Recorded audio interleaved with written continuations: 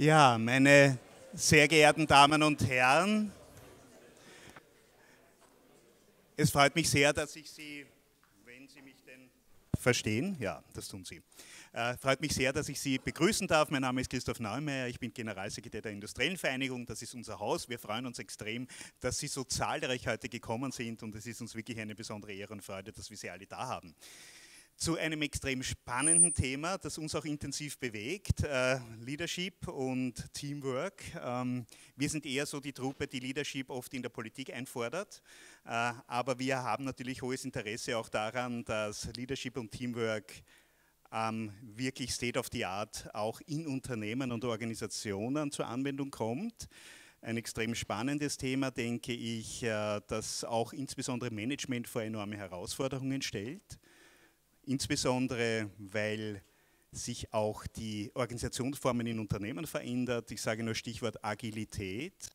Ist da Leadership noch, wenn extrem viel in Teams passiert, auch was Entscheidungsbefugnis betrifft?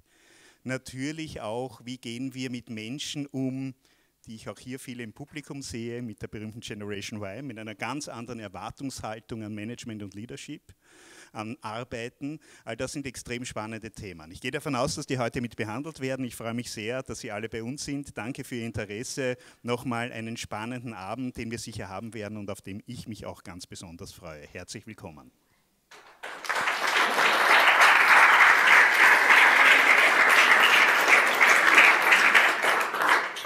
Yeah, good evening, ladies and gentlemen. I warmly welcome to our spring event of the Vienna Behavioral Economics Network. Here the spring event this year. My name is Jens Noll. I'm from Feldweiss and will guide you through this evening. I'm happy to see a lot of familiar faces here and warmly welcome all our new guests. Welcome to the Vienna Behavioral Economics Network. I want to keep myself short tonight, but I want to point out only two simple questions for you. First, what is behavioral economics? Very short.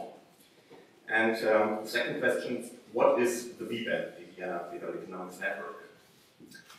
The first question, what is behavioral economics? Behavioral economics is economics plus plus. Why plus plus? Because it's not just guided by models and theories, but we take actual human behavior into consideration. We measure, we gather evidence, and we use experiments to explain the world we live in. What is the VBEN? The VBEN is a platform for scientists, decision makers in business and politics, and all other people who are interested in the latest research of behavioral economics and its application to the important questions of today and tomorrow. Who is the VBEN?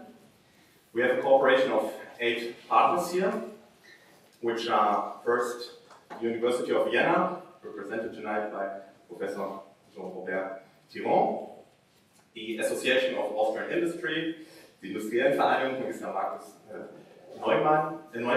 Christoph Neumeier, Inside Austria, the Institute for Advanced Studies, Dr. Axel Sonntag, the APA, Austrian Press Agency, Styria Media Group, Eva Maria Gubin is here tonight, Netzkundig, Magister Eberhard Laut, our president, Corinna Fair, the VBEN president, and Feldweiss, the company I am representing. Thank you very much.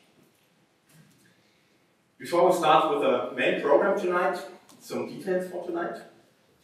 The event lasts until 8 o'clock and will be followed by a networking apéro afterwards. It is the room next door. And now to the most important part of tonight's event, the speaker.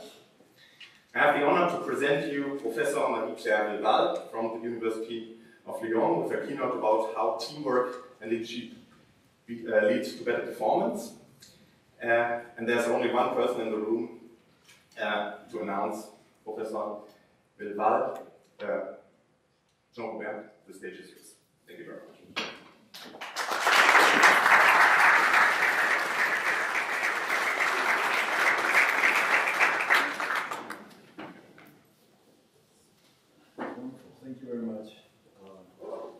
great pleasure to introduce Marie-Claire Villval.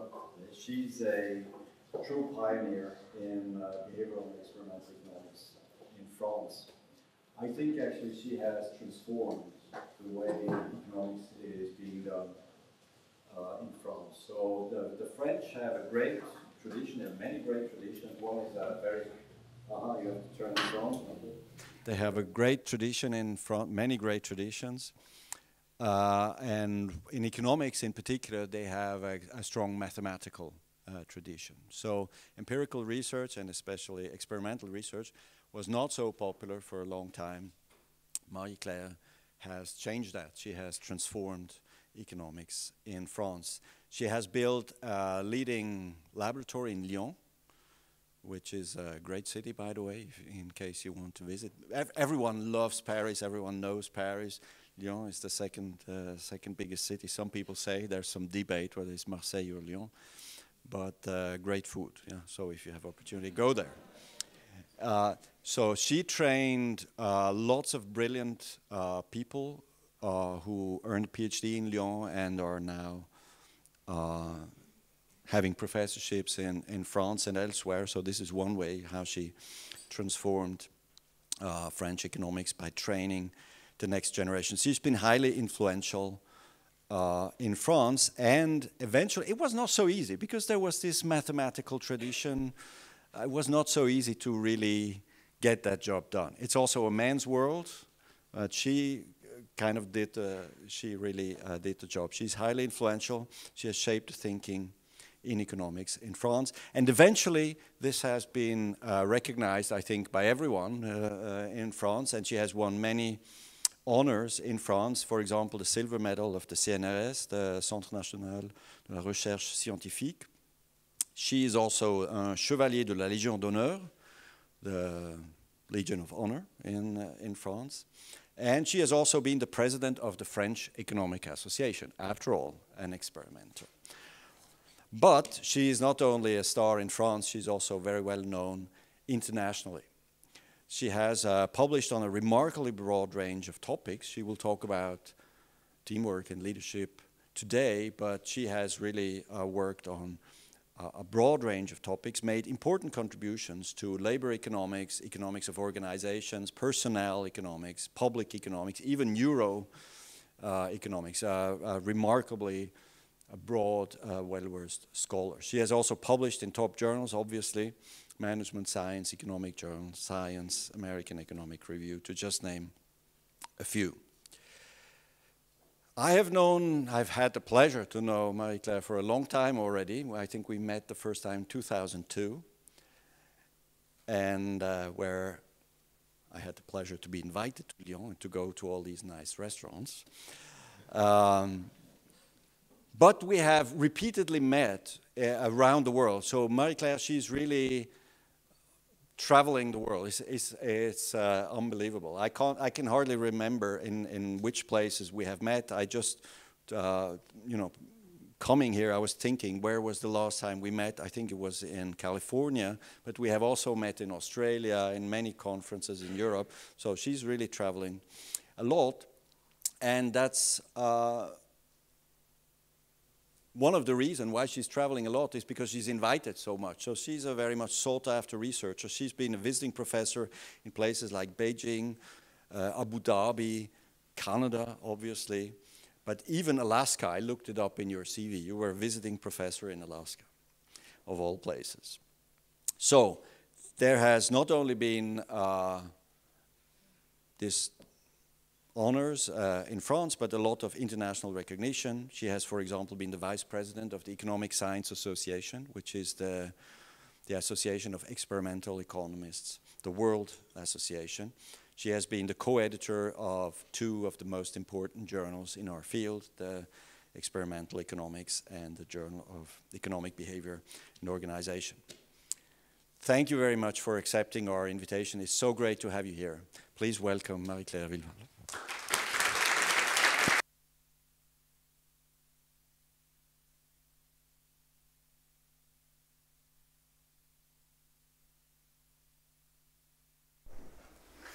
So good evening, ladies and gentlemen.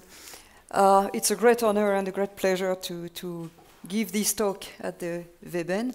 And I would like to thank Jean-Robert for your too kind introduction. Really, thank you. So today I'm going to talk about teamwork, leadership. We'll have time for you to ask me questions after my talk.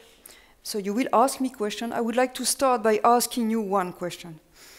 For those of you who have a job, so I don't speak to the students, but for those who have a job, how many of you do not work in a team? Okay, so I can conclude immediately. Huh? So teams are really ubiquitous. We are all involved in teams, in our leisure activities, in our labor, in our jobs. We are all, to some extent, to various extent, but we are all involved in teamwork. So this is really something that is now systematic. There's no definition of teamwork. I mean, there is no common definition of teamwork. And teamwork can take many forms, obviously. So let's consider a very simple definition.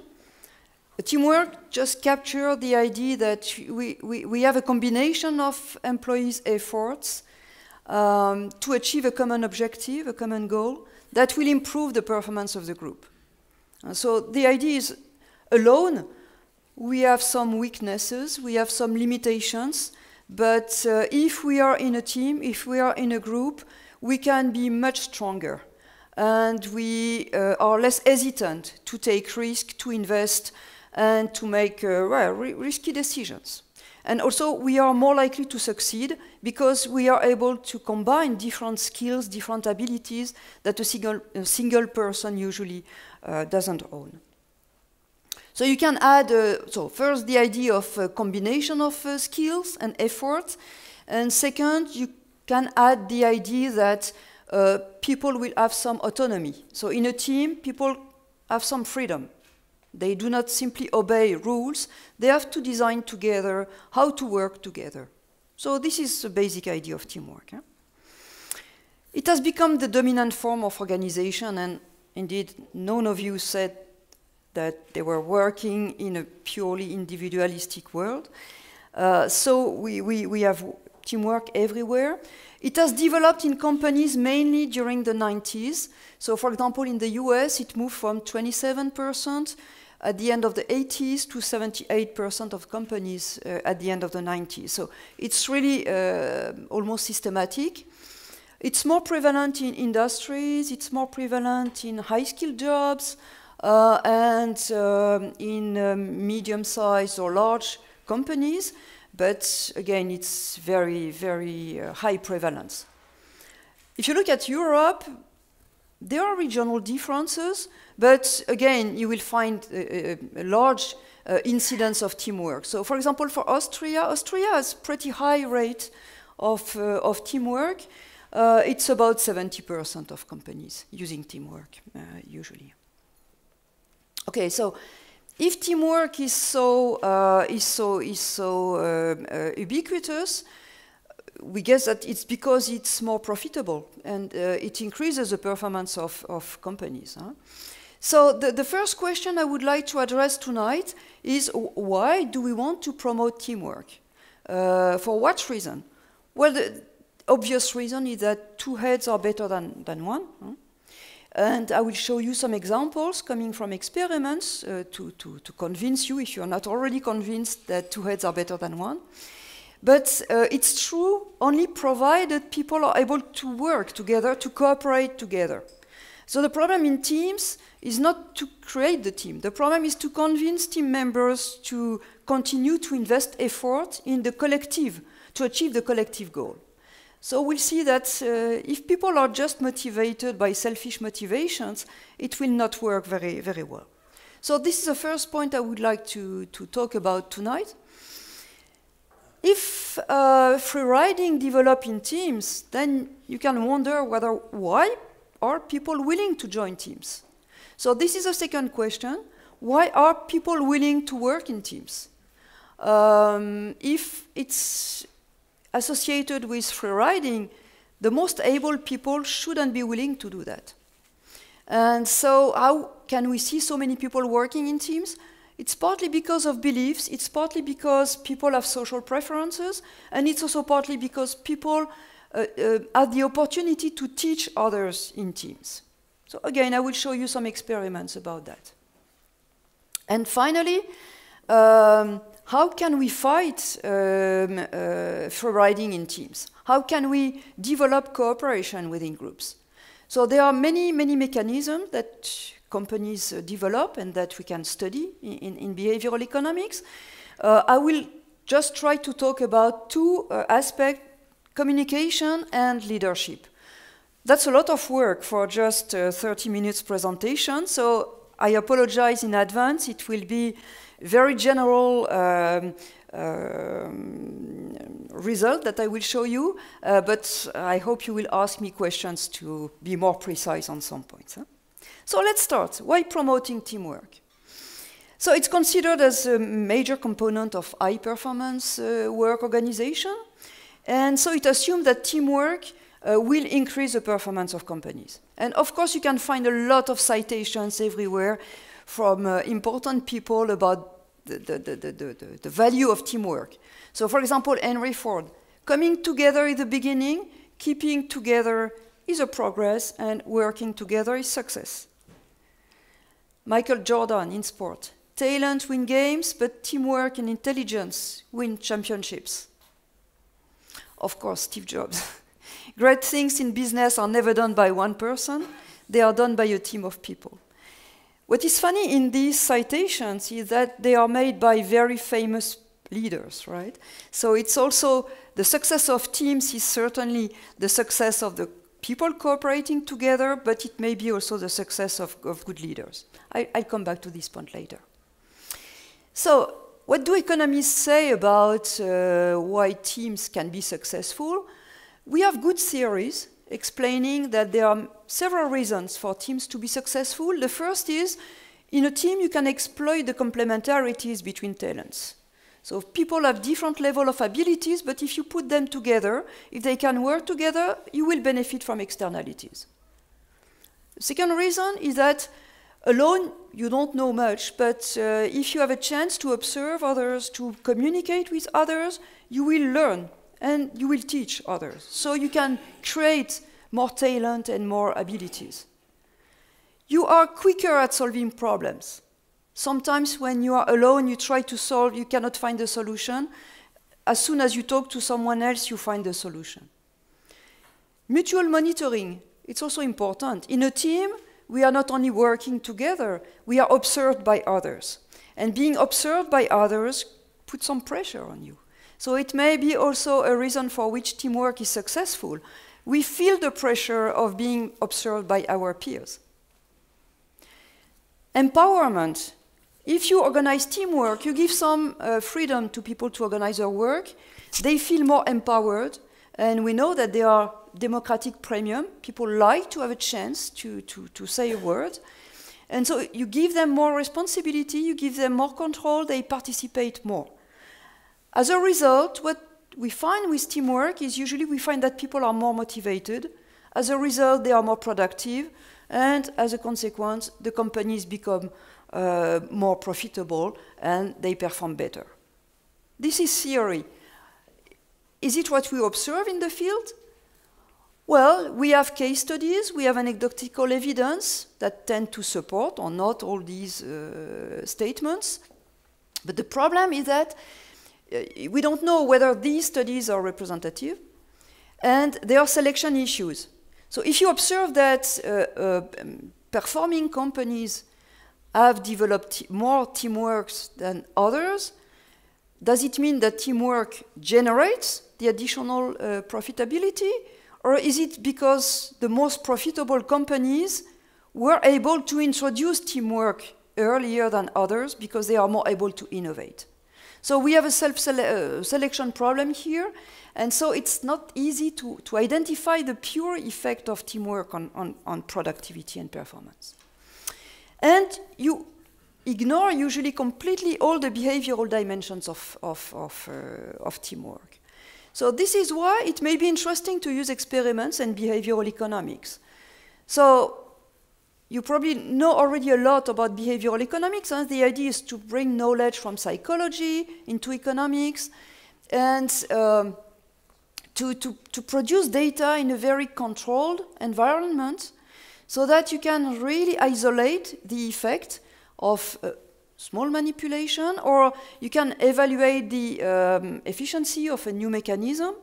And you can do that in a controlled environment in which people make anonymous decisions, people receive real incentives. At the same time, I will show you some experimental results. You may think that, well, these results are usually produced by using students. And so perhaps the results you find in the lab in this artificial environment cannot translate into real settings. In fact, we can do also experiments with people within companies. So this is what we call the lab in the field experiments. So you can find a few pictures. Here it was an experiment that we conducted at Credit Suisse in Lausanne. This one was conducted in the pharmaceutical industry at Sanofi. This one, we did it last week at Engie in Paris, in the electricity company. So we can recreate laboratories within companies and have people from companies taking decisions, making decisions in also this type of environment. Okay, so let me be more precise using this type of approach, behavioral and experimental economics, about the reason for having teams. So what we find in experiments is that indeed individuals make a lot of mistakes. We are not perfect. We have problems to integrate the information that we receive. We are biased. There are some information we don't want to see, and we are able not to see this information. We do not update the information we get, and we are limited. And what we find is that teams make much more rational decisions. They make much smarter decisions. They make less mistakes. And so they are more efficient. They are better able at coordinating compared to individuals. They make also more selfish decisions. So individuals are usually more socially oriented on average compared to teams. So you see already that there are good points, but there may be also some more difficult points to manage. So let me show you an example. It's a study by Martin Kocher from Vienna and Matthias Sutter, and they used a beauty contest game. So this game is very simple. We could play it tonight if we had a bit more time. I ask you to choose a number between 0 and 100, and you will earn a prize if you are able to identify with your number the number that is closest to p times the average chosen number. So for example, 2/3. So I don't know what other people will choose, but I will succeed if I find 2/3 of the average number chosen by the others. This is not trivial, but let's say, if I don't know anything about you, I will anticipate that on average it will be 50. So I will take 2/3 of 50. So I'm going to choose 33. That's okay. Oh, wait a minute. Perhaps other people will think the same. So perhaps I should take 2/3 of 33, 22. Yeah, but there may be many people who think the same. So I should take 2/3 of 22. So you see, progressively, you arrive to the equilibrium, and the correct answer at the equilibrium is 0. So what do people do in this type of situation? You see, so people can repeat the decision 4 times, and you see that progressively, they start at 33, and they move toward the prediction of 0. But teams do it much quicker than individuals. So on the pink curve correspond to individuals, so they provide on average higher average numbers, so they think less deep, and teams on average go faster to the prediction of 0. So the teams think 1 step ahead of individuals. So again, it's the same simple decision, but if you have a chance to talk with 2 or 3 other people, you go faster to the correct decision. Teams coordinate better and they are more efficient compared to individuals. This is another example. It's what we call the weak link game. You have a group of people. They have to choose individually, without communicating with others, a level of effort between 1 and 7. Effort is costly. So if you choose 7, you have a high personal cost, right? It will be costlier to you. The payoff you will get will depend on the person who will choose the lowest level of effort in the group. So it's like when you fly, you fly to another country. Of course, the performance of the air company depends on the worst employee, right? If one mechanic makes a mistake, it will be a big crash. So this captures the idea that in groups, the performance of the group depends on the performance of the weakest employee. So it captures the idea. So you have to choose a level of effort, and you cannot communicate with others. The higher the effort chosen, the higher your cost, and the payoff depends on the person who will decide for the lowest level of effort. What do we find? Again, you see that individuals, it's again the pink curve, individuals, they provide on average lower level of effort. Teams, groups of 3, opposed to other groups of 3, on average, they miscoordinate less often, so they are more able to propose the same level of effort, and this level of effort is much higher. So again, it's another example showing that when people have a chance to think about the solution of a problem, they are more likely to find the solution of the problem, and they make less mistakes and more efficient decisions. And there are plenty of games like this showing that teams outperform individuals. So what I've said is true, provided people are willing to work together. They are able to cooperate. And the problem is that there are costs of teamwork. And the obvious cost is if people start free-riding on the contribution of others. Another possible cost is related to conflicts. If you have to talk to other people to make a decision, you may disagree. You may have different norms. You may waste time talking and trying to solve the problems.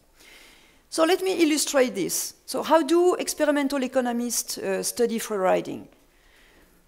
It's easy. We represent effort in teams as a contribution to public good. When you pay your tax, it will be useful to provide public goods to the whole society. But a team is the same. If you work at the individual level, it's costly. You benefit from your effort and the effort of others, but you may earn more if you start free riding. So let me illustrate this. You have the following situation. You put 4 people together, and you give each of them an endowment, let's say 10 euros, and they have to decide what to do with this endowment. They can allocate this endowment between a private account, so their own effort, their own wallet, if you like, and to a public account, here. So some people may not give anything to the public account. They keep everything for themselves. Others can give everything to the public account, and other people split. Huh? So you have all possible decisions. These guys cannot communicate. They make their decisions simultaneously. What we do, we increase the size of the public account, the team account, by a certain factor to represent the positive externalities of teamwork. When you work with other people in a team, you are more productive, right? So we represent that by multiplying by a certain value the sum of contribution of each employee. This gives a big public account, and we split this public account equally. We share the public account equally. So everyone benefits from the effort of everyone else. So this is the idea of teamwork, right? You make your contribution, but the output of the teamwork will benefit to everyone, regardless of his contribution. So what happens? Of course, the best in this type of situation, what is more profitable for the company is if everyone fully contributes to the team effort, right? The problem is that if you think about the situation a minute, you will see that, okay, it's good if the others contribute to the full extent, but it's even better for you if you don't contribute at all. Because in that case, you keep your endowment for yourself, and you still benefit from equal sharing of the public good. So you don't contribute to the public effort, but you still benefit from it. So of course, from an individual point of view, it's profitable to free ride. And if everyone is following this selfish strategy, the equilibrium is not to contribute anything. Everyone keeps his own endowment in his pocket, and nothing happens. So the problem is what happens in the lab. Are people really free riders? Well, you can see on the curve, it's an experiment that has been done hundreds, if not thousands of times in any country. We always find the same evolution. At the beginning of the game, people contribute.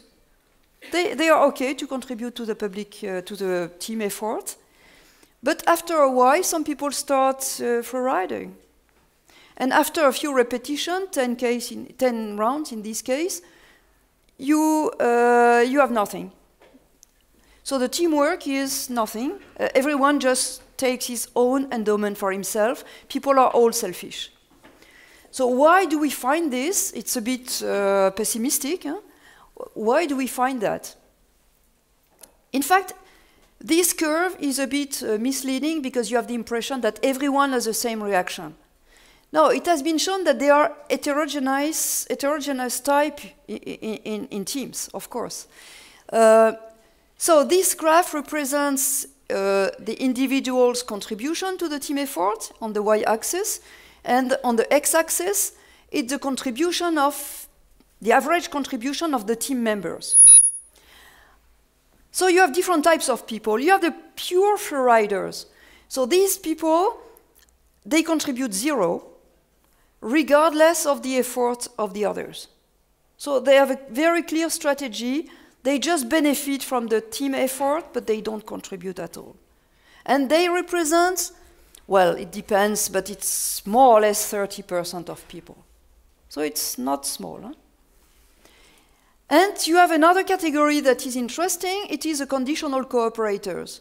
So on the diagonal, of course, you have people who are fully conditional cooperators. So if the others contribute 5, I contribute 5. If the others contribute 10, I contribute 10. If the others contribute 20, I contribute 20. So this is the perfect conditional cooperators. In fact, you see this curve. So it represents the behavior of a majority of people, let's say half of the people on average. Huh? But it is slightly below the diagonal. So it means what? That on average, people are okay to contribute to the team effort, provided that the others are working hard. But at the individual level, they work slightly less than the others. So they take a little advantage. So they free ride a little bit on the others' effort, right? And this represents a very typical behavior. And this is what explains that over time you have this decline in cooperation in teams. It's because even the cooperative people, at the beginning they are okay to contribute to the team effort, but after a while they adjust to the average contribution of others. And so progressively they contribute less and less. I mean, if you are a socially oriented person, you are willing to improve the situation of your team, of your company. But you observe that they are free riders. So you are the sucker. I mean, and you don't want to be exploited by others. So progressively, you contribute yourself less and less. And overall, the contribution level disappears and decreases. So this is a behavior that we find. So to sum up what I've said so far, teams make smarter decisions. They have less cognitive biases. They cooperate more than if everyone was purely selfish. But there is a decay of cooperation over time because of conditional cooperation and because of the presence of free riders. So knowing that, why do people join teams. I mean, if you anticipate that after a few repetitions, nobody will contribute to the team effort, why should you be willing to join teams? If you look at the economic theory, the mathematical approach, if you like, standard approach, it's clear that individuals of equal ability should always prefer, if they are given a choice, should always prefer to work for an individual piece rate. If you have heterogeneous ability, only the low-able people should be willing to join teams because they benefit more than others. But high-skilled people should never be willing to join teams. Well, behavioral economists consider that maybe it's more complicated. It's true that if you are less skilled, you will benefit more, so you have an incentive to join teams. But people may also have biased beliefs about the nature of others. They may anticipate that other people are more able or more cooperators. You may have social preferences. You like the idea of working together with other people and to share equally the outcome of the group. There are social interactions. In teams, you can communicate with others. Usually, you can do some effort together with other people, and you may like this. And you have opportunity for teaching and learning. So let me show you an experiment that we did with Peter Kuhn. And it's about gender and the choice of teamwork. Usually we talk about the fact that women dislike competitive settings. They don't like to compete. They don't like competitive environment, at least less than men. But it doesn't tell us which type of organization they prefer. And so in this study, we wanted to see whether women are more willing to join teams compared to men. So we invite subjects in the lab, we match them in pairs, and we ask them to provide some effort, so they have to do some task. They can slack off if they like, so we give them magazines, we give them access to internet, so if they want to free ride, not to work, they can do it. And they don't know the type of the other person.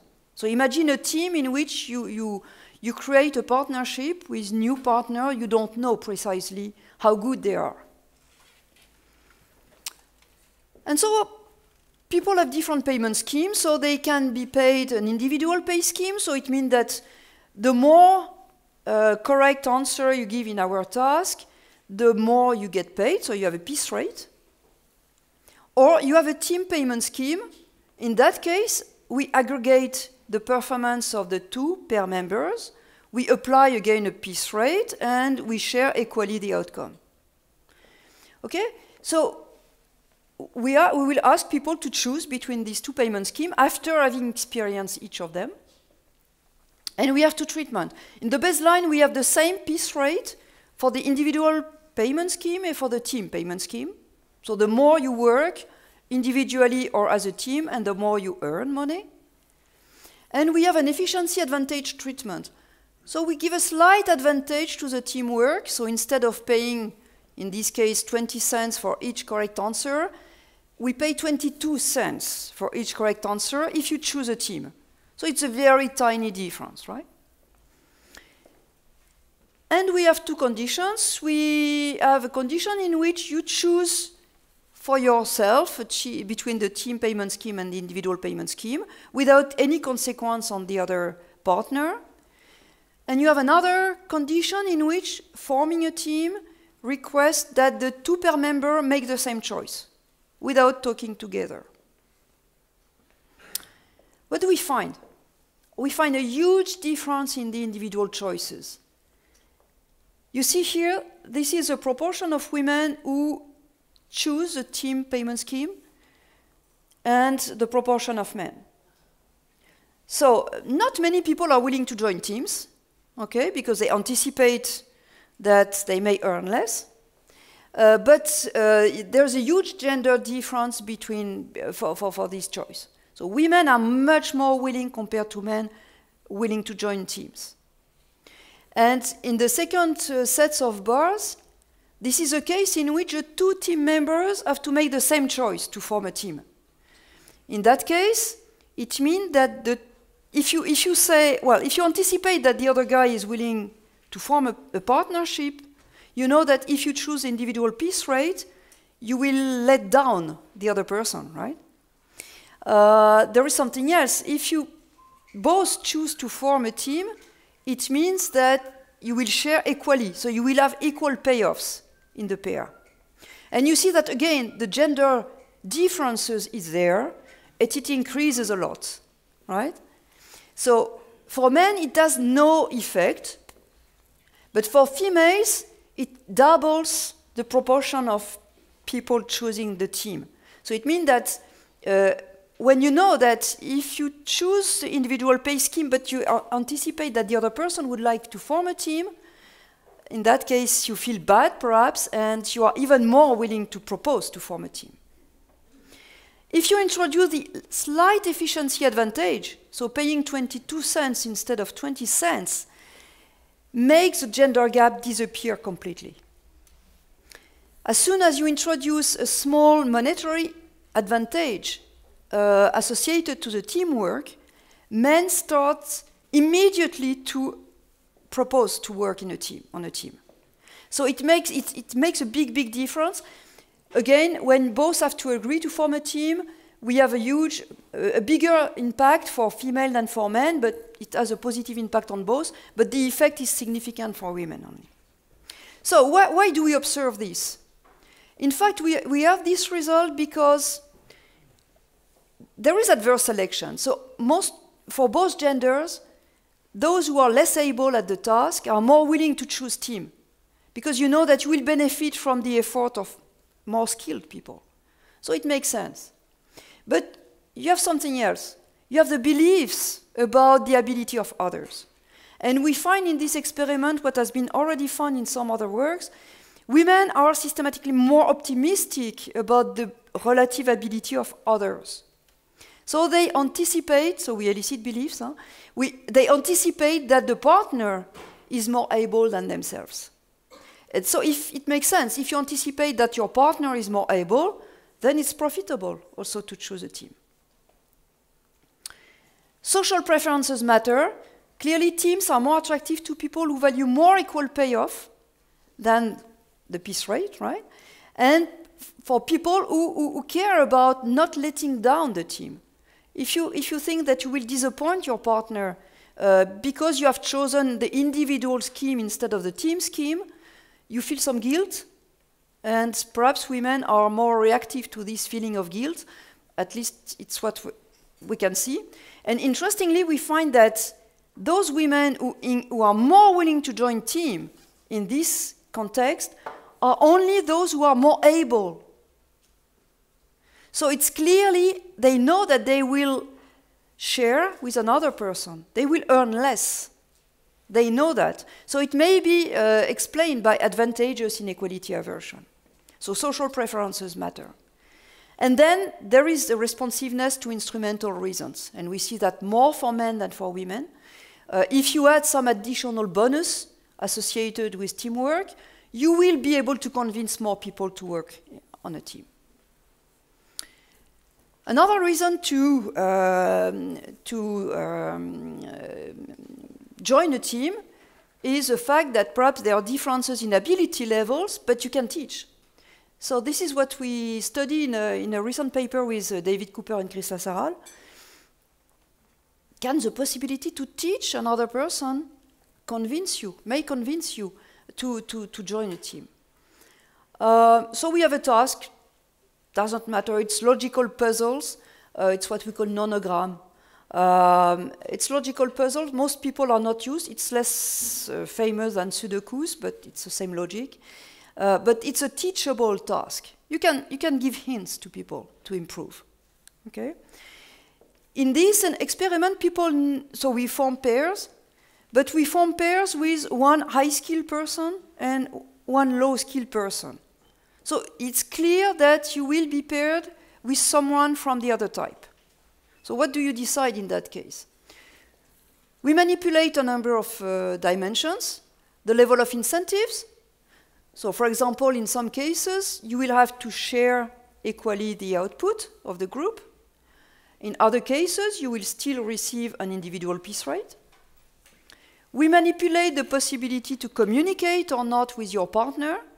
So you solve the task and you can see how your partner is doing. You can exchange ideas with your partner.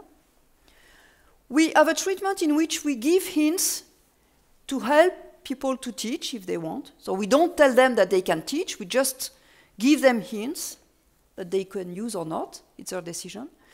And we manipulate turnover. So in some conditions, you know that in the future, you will be again matched with the same person, or you will change team. You will work with another person. It's clear that in that case, you may be less willing to teach because you know that you will not benefit from the return of your effort, because you will be matched with a new person, right? So we manipulate all these dimensions. What do we find? The low-skilled people are massively, almost 65%, they are massively willing to join team. And it's rational in all conditions, regardless of whether they can communicate or not, or they can learn or not, whether they can be helped by the other person or not, they don't care. They want to join a team. But more interestingly, what do the high-type people? Clearly, the high-type people, they are less likely to be willing to join a team. They're okay to join a team, 70%, if joining a team means simply being able to communicate with the other person, but not sharing the payoffs. So if it's just to talk, that's okay. A team is more pleasant, right? It's more social environment. You see the difference here is because here we have changed incentive system. Here we have introduced revenue sharing. So you produce a bonus and you have to split the bonus. You share the bonus equally. So as soon as you have to share equally the team output, people are no longer willing to join team, only 32. So it goes from 70 to 32. The next manipulation is we remove communication. So you still have to share the output of the team, but you are no longer able to communicate. So no hope to improve the ability of the other person. In that case, almost nobody is willing to join. If we change the partnership, so you know that you can communicate with your partner, but you will change your partner in the future. Again, people are no longer willing to invest effort in training, in teaching. And if you don't give them hints, it's difficult to teach a task to another person. You don't know exactly how to do that. So you need to give help to people. So the main message of this experiment is communication is crucial because it lets people have a more social environment and give help to others. Communication is crucial. The payment scheme, it's a difficult question, how to design good incentives for teamwork. Revenue sharing is not so effective. And it's very important to have more stable teams and to help people to teach, to help people to be mentored, to have activities of teaching and mentoring. So to sum up, when do high ability people are willing to join a team? When they can teach and when they know they can benefit from helping others in the future. Otherwise, they are not very motivated, except if they have social preferences. Okay, so the last part of the talk is how can we improve the cooperation within teams? We have conflicting interests in a team and joint interests, so how can we favor the joint interest? Which type of mechanisms can we develop? Of course, communication and leadership are crucial. There are others. I won't have time to develop. If you have questions, I will be happy to answer that. There are interventions or mechanisms that play with peer punishment or peer rewarding that work pretty well, except that they are costly. So they may be effective but not efficient. Because if you allow people to punish others, you also decrease to some extent. There is a cost, right? There is a cost for the organization. So let's consider here mechanisms that are centered on what we call informational incentives instead of monetary incentives. So how can you help information to circulate such that people develop more effective social interactions?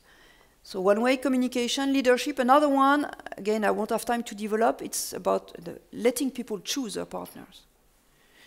Not for today, unfortunately. So let me say a few words about communication. In all the experiments introducing communication, so just letting people talk together, we find immediately an increase in efficiency. So it may be simply chatting on a chat box, or it may be having face-to-face interactions. It doesn't matter so much. Overall, as soon as you let people talk, it improves immediately efficiency. Why? There are many reasons. People make promises to others, and people don't like to renege on promises, so they tend to keep their promises. It strengthens group identity between employees. It gives a signal about the willingness to cooperate in the team. It gives a signal about what the norm is in the group. And it also can be used as an informal personal commitment device. Huh? And interestingly, we find in the experiment that if you look at the content of communication, the communication is more effective when you encourage cooperation, when you insist on the benefits of working together, rather than when you try to punish or to disapprove people who work less hard. So the positive messages in terms of efficiency are much more effective than more negative or threatening messages. Threatening messages don't really work. So this is good. We are happy with these results, but we produce these results in an easy context, in a context where people are all homogeneous. So, of course, if everyone benefits the same from a public good, trying to maximize efficiency preserves equality of earnings, because everyone gets the same benefit, right? But the problem is much more complicated if teams are heterogeneous. And, of course, in company, you know that very well, how to manage heterogeneous teams. What I call heterogeneous teams here is, just suppose that some people get a higher return from the public good, and other people get a lower return from the public good. So you work in a team with colleagues, but some of these colleagues, they have some hope for promotion in the future, and you know that you have very little chance to be promoted anyway.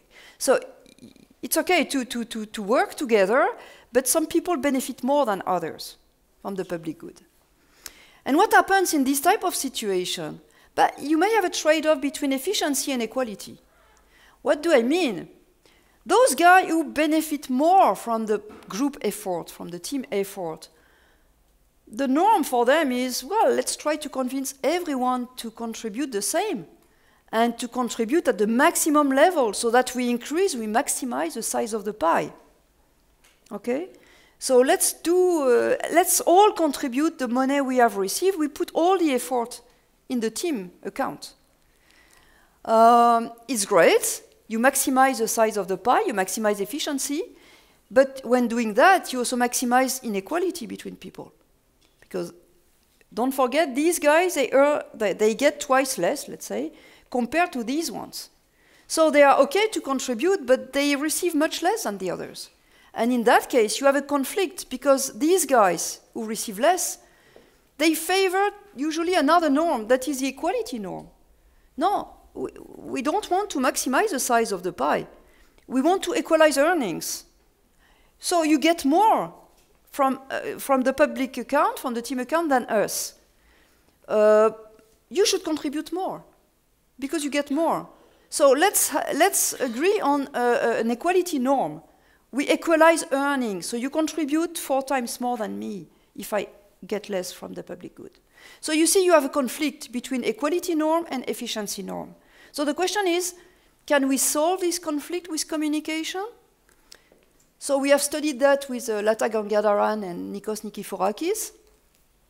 So we wanted to test the following mechanism in this type of situation.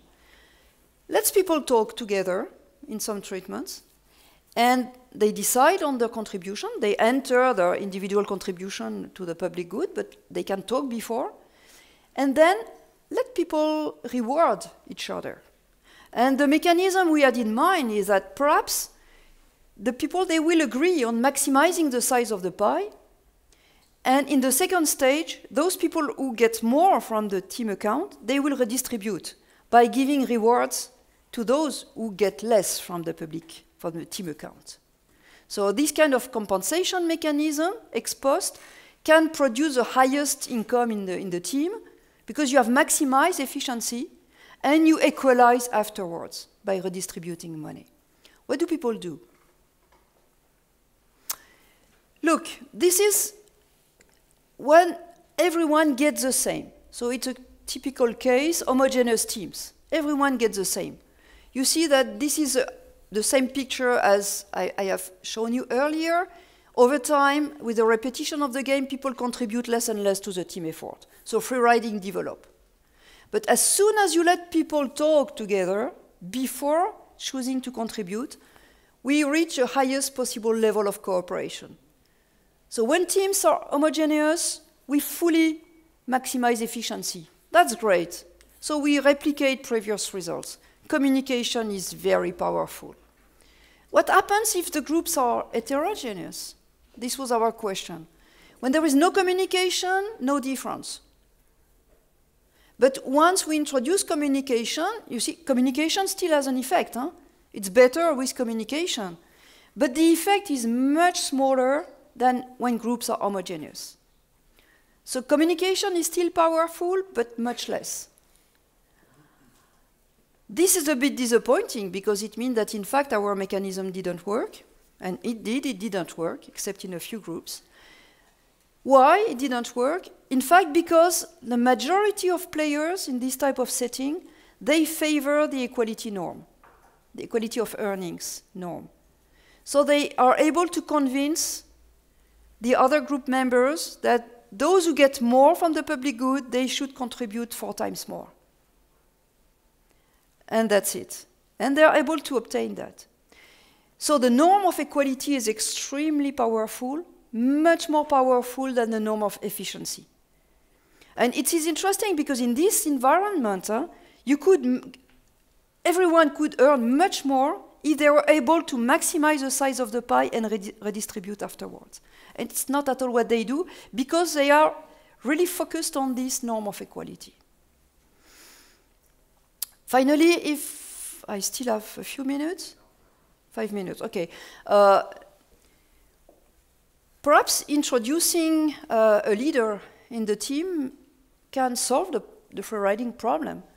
If you have a good leader, perhaps the others, that I will call followers, will do better.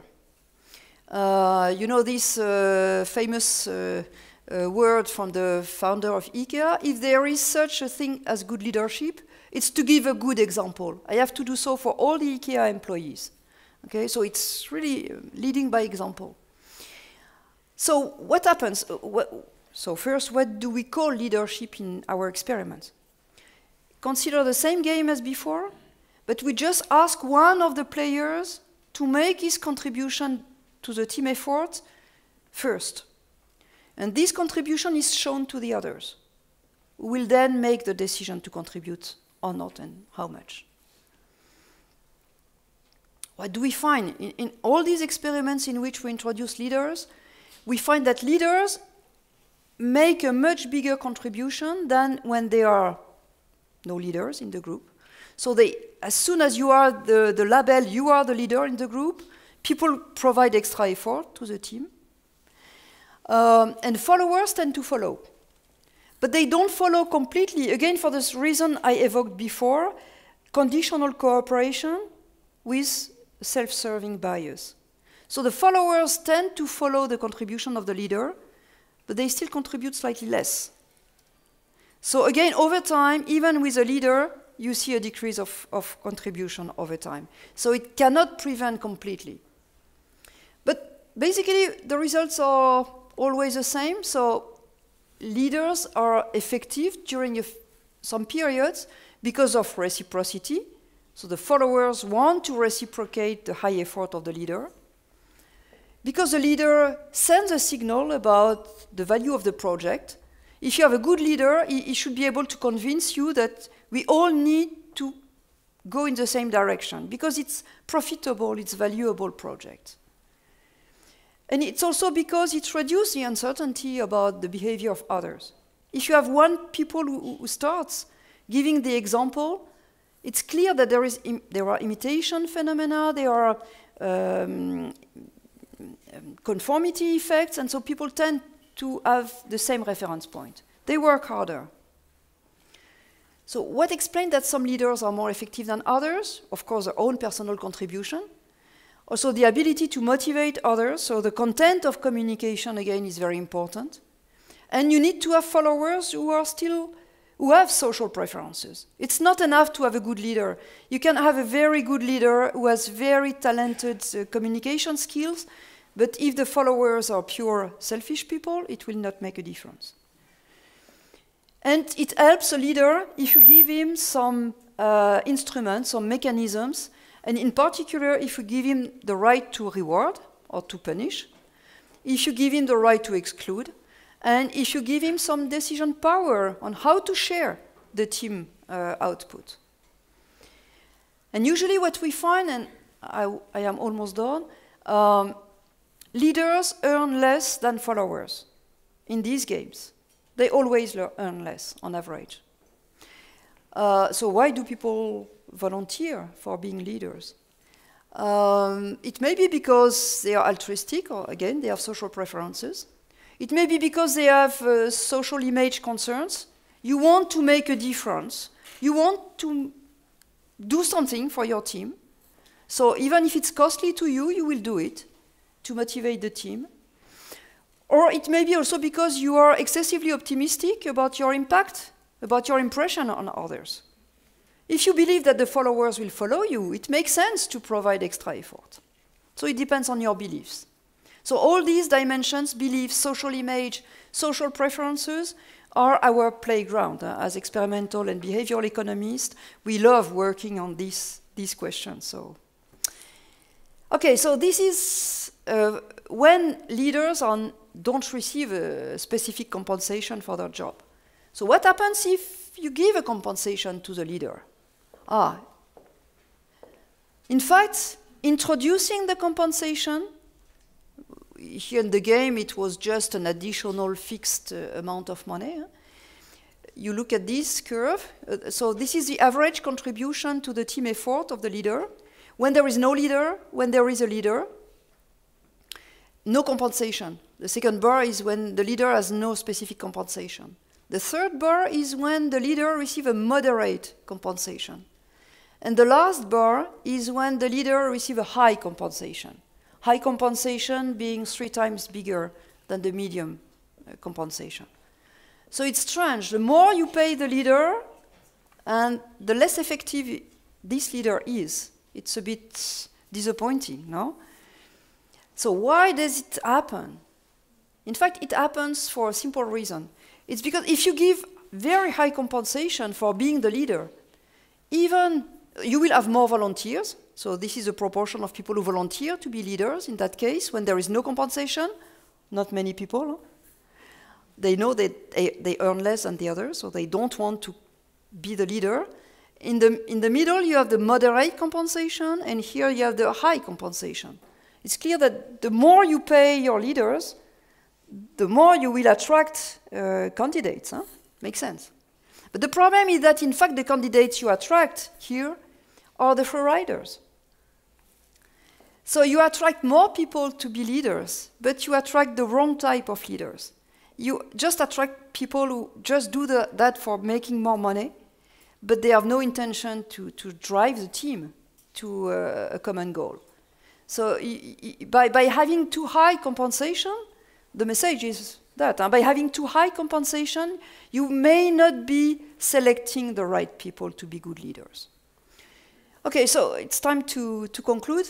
So the message to take home, First, teamwork is certainly a key to better performance in companies because of these complementarity in skills and because of the reduced cognitive limitations of teams compared to individuals. But teamwork has a big problem. It's a free-riding problem. And there is a decay of cooperation over time, even if people are highly motivated at the beginning, but conditional cooperation and selfishness tend to destroy cooperation. The self-selection into teamwork is more frequent for less able individuals. So to convince more skilled people to join teams, you need to favor social preferences, you need to help them to have more optimistic beliefs about others' ability, and you need to help them to be more willing to teach others, to improve the average quality of everyone. Communication is a fantastic tool to improve cooperation and to reduce free riding, but it is less the case when there are normative conflicts. So then the problem is how to solve the conflict of norms within teams. It's a much more complicated problem. And leadership can help also, but usually the structure of incentives moderates or modulates the impact of leadership on the willingness of team members to cooperate. Well, I hope with these few examples I have convinced you that there may be some potential in behavioral economics and experimental economics to study real problems in real companies. The advantage of this method, again, is to be able to say something about beliefs, about the role of beliefs and their heterogeneity, to say something about social preferences, about the cognitive dimensions of teamwork, and also as a tool for mechanism design. So how can we design better compensation schemes or better rules or modes of organization to help people to solve the free riding problem? Thank you for your attention. Your applause.